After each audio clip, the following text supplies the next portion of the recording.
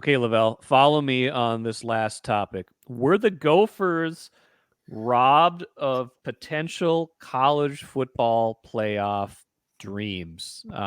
Here's the thing. Now, they gave a game away at the start of the season. This is maybe part of the conversation. This is not they were robbed. This is they missed a field goal. They didn't play great against North Carolina.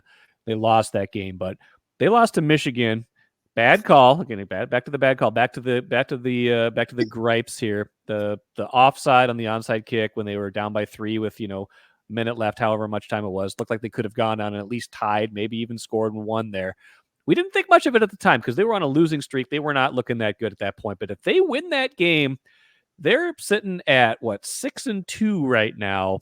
And I don't know. I feel like they're on a run right now where they could have been in the national conversation if not for that play. We didn't think about it at the time, but with those 3 wins since then, that bothers me more and more since what's happened later. I'm gonna give PJ credit for getting the things turned around when they looked bleak because they had the great home victory against USC. They went to UCLA and won, and they pounded on Maryland. Yes. Brosmer continues to make strides as a quarterback on the Power 4 level. Coy Parrish has emerged as a force. I keep thinking of I knew a guy who played safety and also returned kicks for his team. His name was Brian Urlacher, who played at New Mexico. You mentioned him last week. Yeah, I see Parrish back there. I was like, look at it, guy, safety returning kicks. And Urlacher was a safety at times for New Mexico as well. But I can't get over. Yeah, you have to be judged on the totality of the season. They did lose to Iowa, big, but I can't get over the North Carolina loss. All right, because 2 weeks terrible. Yeah. 2 weeks after that, North Carolina gave up 70 to James Madison. To one guy. Madison. Okay, just kidding.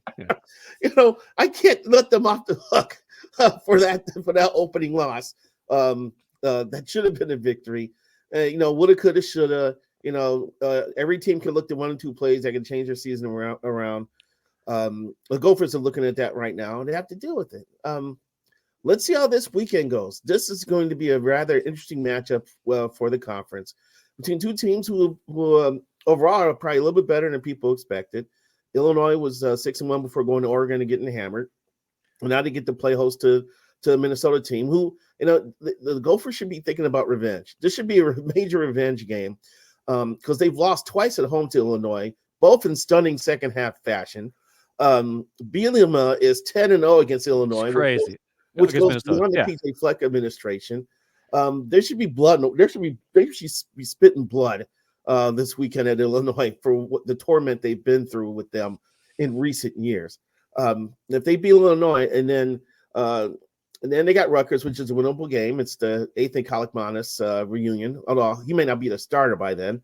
But then you got Penn State, and then you got Wisconsin. So it's still challenging. Yes, you could say that if the things went the way it should have went against Michigan, that the season would be rather interesting. I still think it is rather interesting because there's a path to 8 wins, and I think that's more than a lot of people anticipated for this team this year. But I'm not ready to say that their national dreams have been shattered just because of one bad call, because I can't get over the North Carolina loss, and they did lose to Iowa. That's fair. I think the one thing Randy Johnson and I talked about the other day, which I think is absolutely kind of germane to this conversation, is the expanded football playoff. 12, probably be 16 at some point. Absolutely puts those thoughts in play for a team like Minnesota, where it just wasn't part of the equation before. You were not going to be a top 4 team from Minnesota. You can be a top 12 team. You can be a top 16 team in your best years. Every 3 to 5 years, you can have a team worthy of being in that designation. And that is why the playoff is great for college football. I agree. I love it. I hated that a good team would lose one game and realize that they're screwed for the rest of the year now because that one game's going to cost them a chance of playing in a national title game. That's always bugged me. Bowl games are great, and having the one championship game is great, but I think the playoff format's been fantastic, and I'm glad they expanded it. What's going to happen though? They're probably going to overcorrect and keep expanding it until it's like the NCAA basketball tournament. Everybody gets in. Yeah, I know. Well, heck, they're talking about doubling that one.